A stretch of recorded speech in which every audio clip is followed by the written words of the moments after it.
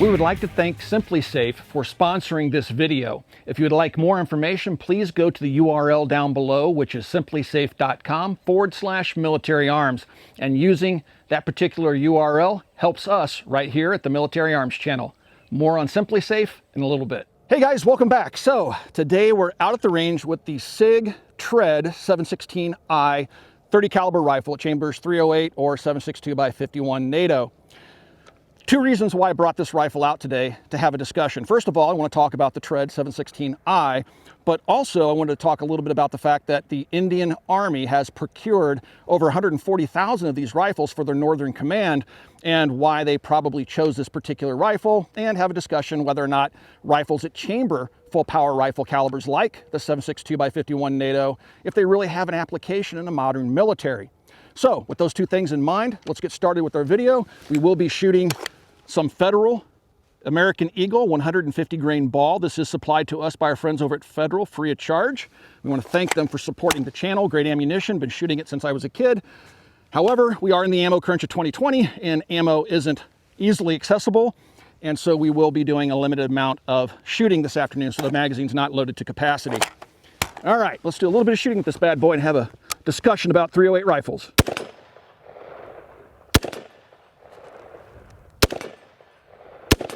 When taking a look at small arms used around the world by most of the world's major militaries, rifles like the HK416 are going to be in common use. And so this is a modern M16 variant that's produced by H&K. It's been used by U.S. Special Operations. It's being used, a variant of this, by the U.S. Marine Corps. It's used by our allies. So this is kind of a modern representation of a rifle that the United States has been using since the 1960s in the Vietnam War, when the weapon was developed from an AR-10 that Eugene Stoner had developed. You guys know the whole history behind that. So anyway, I just wanted to show you a 416 next to the Tread 716i, so you can get kind of a size comparison. This one's a gas piston gun. This one's a direct gas impingement gun. So let's talk about the 716. So the Indian military adopted a version of this rifle, the Tread. Looking at it externally, the sights, I'm not sure what the Indian Army is running from the picture that I saw. I did notice that the Indian military rifle, the handguard, has a 1913 rail that's included on the underside, where we have M-lock on the Tread. And of course we have a 1913 rail across the top of the handguard. But other than that, this is fairly similar to what the Indian military has adopted. So why would they adopt something like this? Well, again, if you go back to when I went to Turkey several years ago, they had adopted the MPT-76, which is a 7.62 by 51 caliber rifle to replace their G3 rifles, which are roller delayed and made on HK tooling from back in the day. So they maintain the caliber moving forward in modernizing their military. They just changed the basic rifle that fires the same caliber. Well, the Indians had a rifle called the INSAS, which was kind of known to be kind of a poorly made rifle and wasn't well liked. I've only seen them when I was in India by military troops that were outside the airport. I haven't had the opportunity to touch one, fire one. I've only seen them in pictures and then again in person for a short time when I was in India for work many years ago. So the Indian military is trying to modernize. And so they have an initiative to work on a AK-203 rifle, is what they're calling it, collaboratively with the Russians. But they needed something as a stopgap as they try to produce their own domestically produced infantry rifle. So in that interim, they decided to go outside of India and they procured the 716 rifles. And again, in 7.62 by 51 NATO. These rifles are being sent to the Northern Command, which is in charge of controlling the borders between Pakistan and China, two nations that are hostile to India, especially Pakistan. They fought many border wars over the years. And it makes sense. It actually makes sense because if you take a look at that region, it's pretty much like what happened to the United States military. When we rolled into Iraq and Afghanistan, we were armed with weapons that were developed for the Vietnam War. And when we got out to those extended ranges, the 5.56 really didn't shine. It was kind of lackluster. And so the US military went back and found old M14s, started looking at SCARs, started looking at new weapon systems like the M110. We were trying to find something that could bridge that gap and get our troops able to reach out and engage enemy forces that were further away than CQB distances. And so the Indians, being in a very similar region, very open, mountainous, it makes sense that they would adopt an infantry rifle like this. The downside to this rifle is the fact that it's 7.62 by 51 NATO, and it's going to have the recoil associated with it. So a weapon like this on full automatic is going to be completely uncontrollable. Really, it needs to be relegated to semi-automatic fire only. So we'll delve more into the 7.16 here in a moment, but I'm going to do a little bit more shooting with it. I want you to see that this gun is a direct gas impingement rifle. It is not a piston gun, and so it's going to be a little bit more lightweight. Again, we have that M4 style diameter tube back here, so we have a step-down bolt carrier. We'll show you when we strip the rifle. We have a 1 and 10-inch twist rifling inside the barrel here, and again, it's a 16-inch barrel with a Sig signature 3-prong muzzle device on the end. On top, I have a primary arms 1-8 ACS reticle scope, and it's mounted via a Griffin Armament SPRM TM2 mount. So with a rifle like this and engaging targets at extended range, the pictures I've seen of the Indian forces, they were shooting iron sights, but an LPVO like this would make a lot of sense on a rifle like this if you're trying to engage enemy forces at distance. So let's do a little bit of shooting with this bad boy. Let's try 100 here really quick.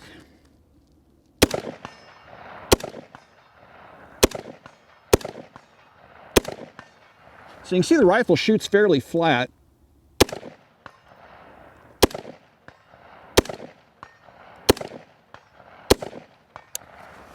Nice consistent ejection. And if you take a look at that bolt carrier, well, you know what, guys, let's just take it apart and take a look at the internals, because I think you'll find it fairly interesting.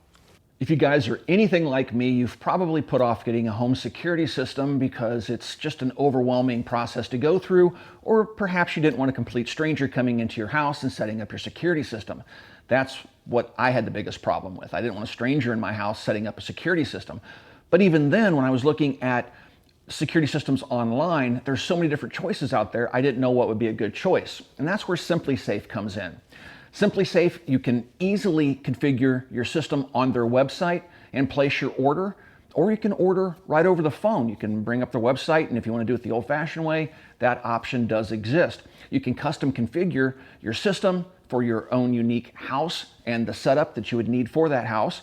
So as you can see in front of me, there's a bunch of different sensors. You have everything from cameras that can be accessed remotely. You have carbon monoxide sensors, smoke sensors, glass breakage sensors, window and door opening sensors, water sensors for the basement by your sump pump. Just about every type of sensor you can think of, SimpliSafe offers that.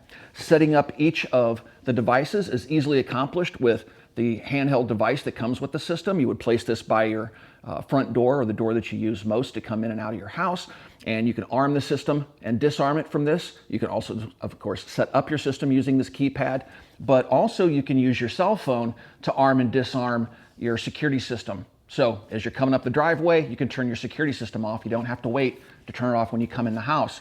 Now, they do offer that 24/7 monitoring. We have that service. My wife forgot that I had set the alarm, and she came home and accidentally tripped the alarm one day.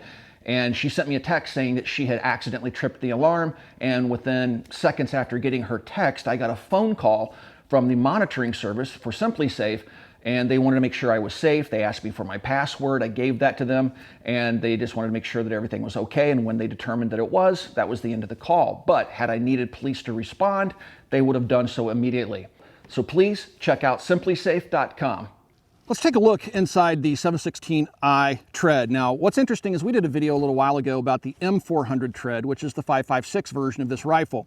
Like the 7.16i that I have here, it is a direct gas impingement rifle, which gets into the whole naming conventions and SIG being a little bit goofy and inconsistent in those naming conventions. I don't know why this isn't the M500 versus the M400.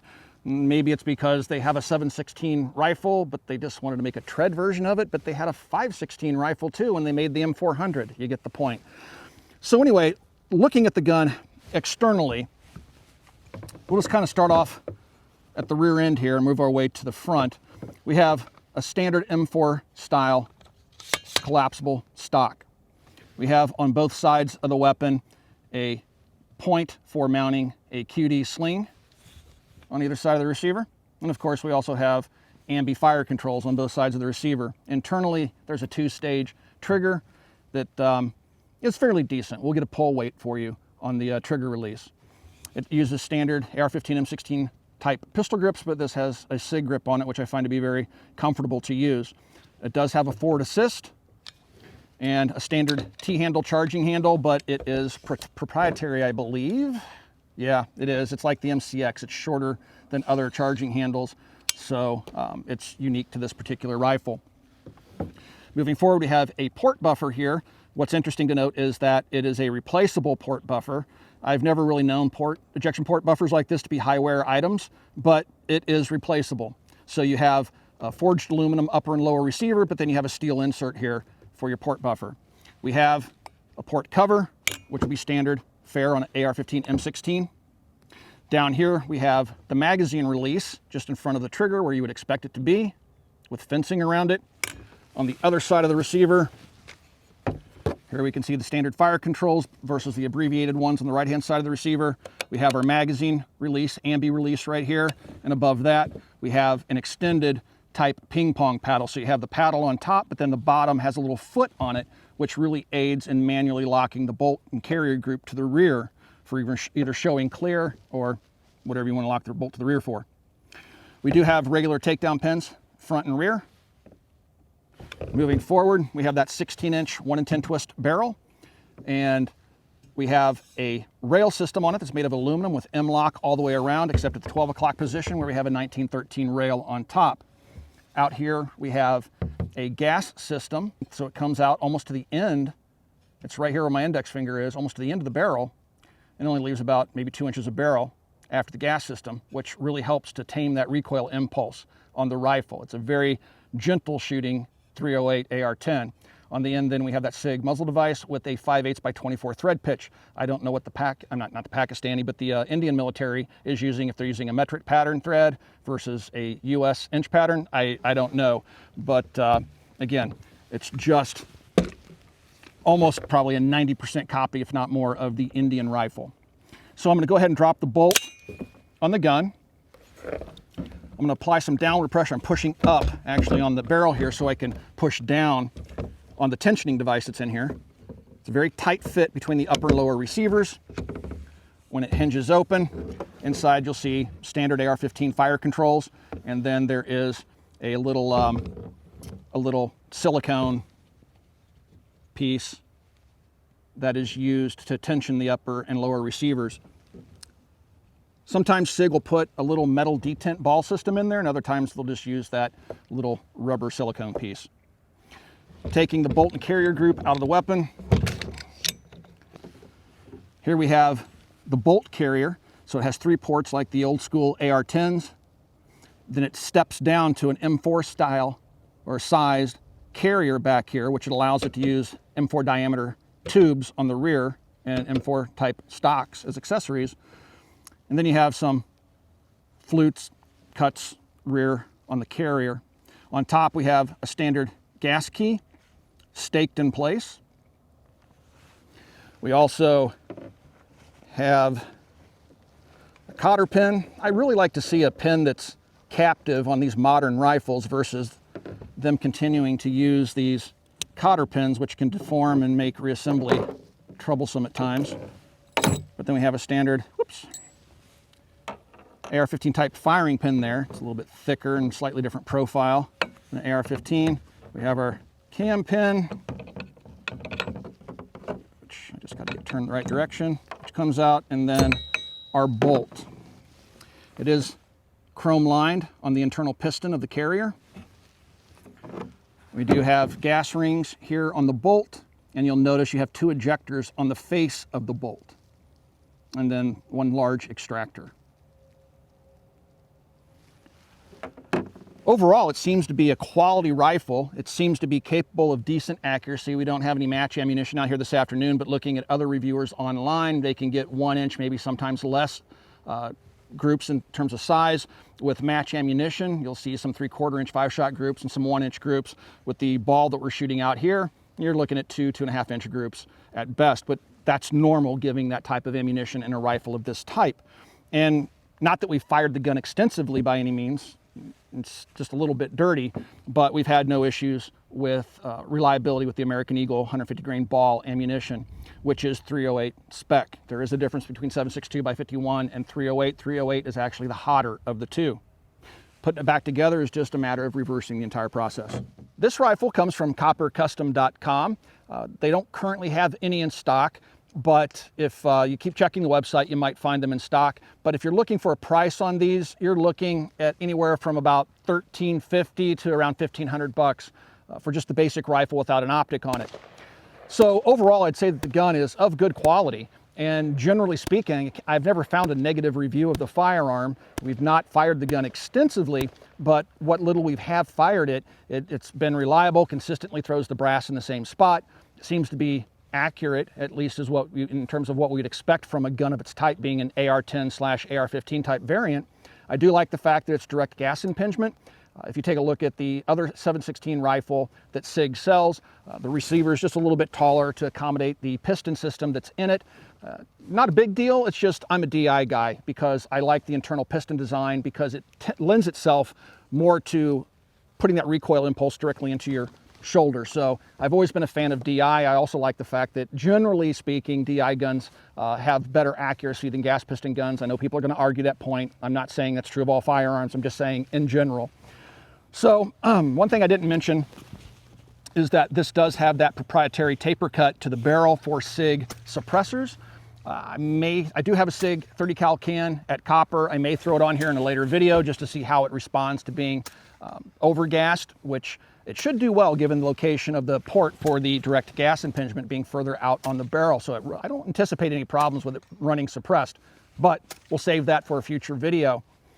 All right, guys, I hopefully you enjoyed this video. We can only bring you videos like this if you support us on Patreon. We've been mostly demonetized here on YouTube, and we rely on you, our viewing audience, to support us so that we can bring you honest, unbiased information as humanly possible. So there's a link down below. Click that link. Consider becoming part of our Patreon family. You'll get videos before they release publicly. You'll have direct access to us and behind-the-scenes information. Also, right here on YouTube, underneath the little video player you're watching right now, there's a little join button.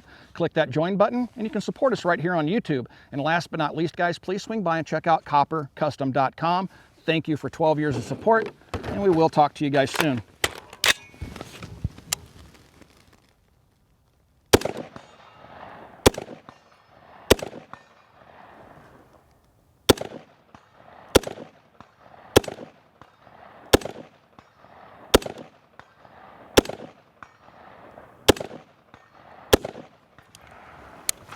Yeah, very, very smooth shooting rifle for a 308. Talk to you guys soon.